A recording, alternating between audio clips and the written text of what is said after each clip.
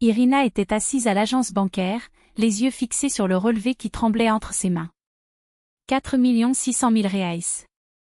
Transféré hier à 14h20. Destinataire, Ludmila Anatolevna Krylova. Ta belle-mère. Une erreur, pensa-t-il, son cœur battant la chamade. Ce n'est pas elle qui a effectué ce transfert.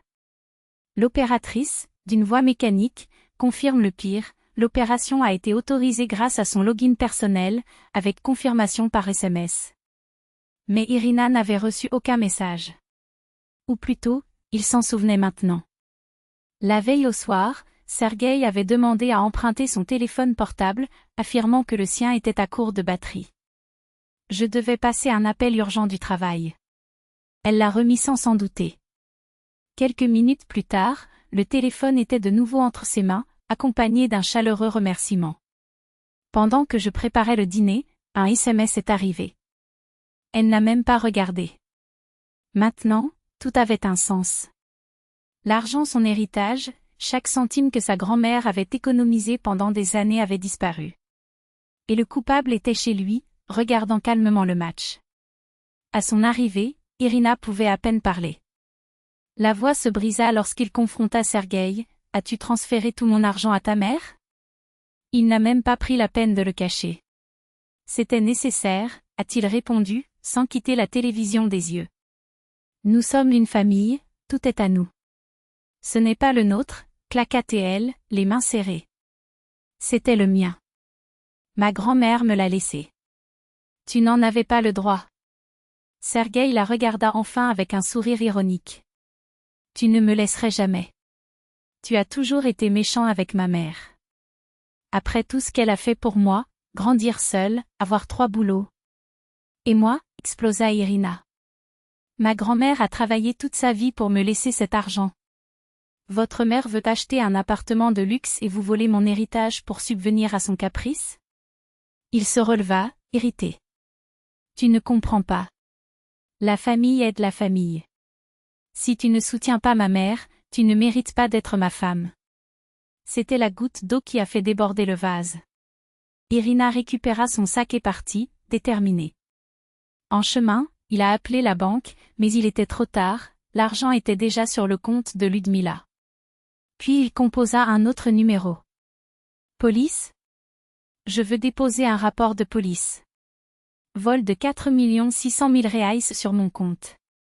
Le voleur ? Mon mari. » Lorsque la police est arrivée, Sergueï a tenté de se justifier, mais les preuves étaient irréfutables, accès non autorisé, SMS confirmé sur son téléphone, transfert sans consentement. « Il s'agit d'un vol aggravé », annonça le sergent. Peine pouvant aller jusqu'à 6 ans. Ludmila a appelé le lendemain, furieuse. « Comment oses-tu dénoncer mon fils ? Cet argent m'appartient de droit. Je l'ai élevé seul, j'ai travaillé jusqu'à en avoir mal aux os. » « Ce n'est pas ta responsabilité, Ludmila, » répondit fermement Irina. « Je ne suis pas obligée de soutenir vos choix. Si vous voulez récupérer l'argent, rendez les 4 600 000. Sinon, rendez-vous au tribunal. » Le processus a été rapide. L'expertise a prouvé la fraude, Sergueï a utilisé les données d'Irina sans autorisation, profitant d'un moment de distraction. Le juge a été catégorique, restitution intégrale dans les 30 jours, ou exécution pénale et gel des avoirs des 2 hommes. Ludmila a vendu son appartement, a renoncé à l'acompte sur la nouvelle propriété et, à contre-cœur, a déposé le montant. Sergueï a déménagé dans la maison de sa mère, accusant Irina de trahison. « Vous m'avez mis en prison à cause de l'argent », il a crié. « Vous avez volé mon héritage », répondit-elle, impassible. Pour une femme qui ne sera jamais satisfaite, qui en voudra toujours plus. Ma grand-mère méritait le respect. Pas toi. Le divorce était silencieux. Irina a retrouvé son nom de famille, fermé des comptes conjoints et déposé chaque centime dans un investissement à haut rendement. 1 an plus tard, Sergueï a appelé, la voix brisée. « J'étais un idiot. J'ai placé ma mère au-dessus de toi. Je n'ai jamais apprécié ce que nous avions. » Elle écoutait en silence. « Je ne demande pas la rentrée. Je voulais juste te dire que tu avais raison. Ma mère exige toujours que je lui achète une maison. Cela ne s'arrêtera jamais. J'ai compris tardivement que certaines personnes ne savent que sucer, sans jamais être reconnaissantes. Irina sourit en raccrochant. Il regarda le relevé d'investissement, où les intérêts augmentaient de mois en mois. Dans quelques années, j'achèterai un appartement spacieux et lumineux. Peut-être pour elle seule. Peut-être dans une nouvelle famille avec quelqu'un qui respecte non seulement votre argent, mais aussi votre valeur. Quelqu'un qui ne voyait pas son compte en banque comme une prolongation obligatoire de la pension de sa belle-mère.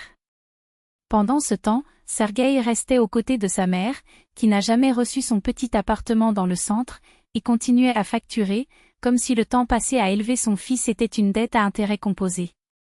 Mais maintenant, il n'y avait plus rien pour l'obtenir.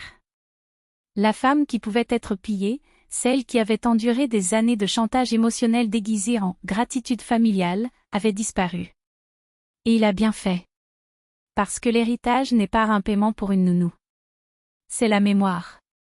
C'est la sueur de la grand-mère qui a économisé chaque pièce pour qu'Irina ait des opportunités, et non pour qu'une étrangère avec un nom emprunté même si elle portait le titre de « belle-mère » dilapide l'héritage comme s'il lui appartenait de droit. Ces millions n'étaient pas pour Ludmila, l'insatiable. Ils n'étaient pas pour Sergueï, l'éternel débiteur. Ils appartenaient à la lignée qui leur a donné naissance, à la grand-mère qui les a gardés avec amour, à Irina qui les a honorés avec courage. Elle s'est battue pour eux. Dans les tribunaux, où des avocats coûteux ont démonté chaque argument de la famille qui n'y voyait qu'une caisse enregistreuse. Lors du divorce, où il a signé des papiers avec la même détermination avec laquelle il avait signé des contrats d'1 million de dollars. Ce n'était pas facile. Ça faisait mal. Mais certaines choses valent plus qu'un mariage et la dignité en fait partie. Irina a choisi de ne pas être la dernière victime d'un cycle de parasitisme déguisé en affection. Elle a choisi d'être la première de sa propre lignée à dire que ça suffit. Maintenant, quand j'ai regardé la déclaration, j'ai vu plus que des chiffres. J'ai vu la victoire de ceux qui refusaient d'être otages. L'héritage n'était pas seulement de l'argent, c'était la preuve que, parfois, l'amour le plus véritable est celui qui nous apprend à fermer les bonnes portes. Pour toujours.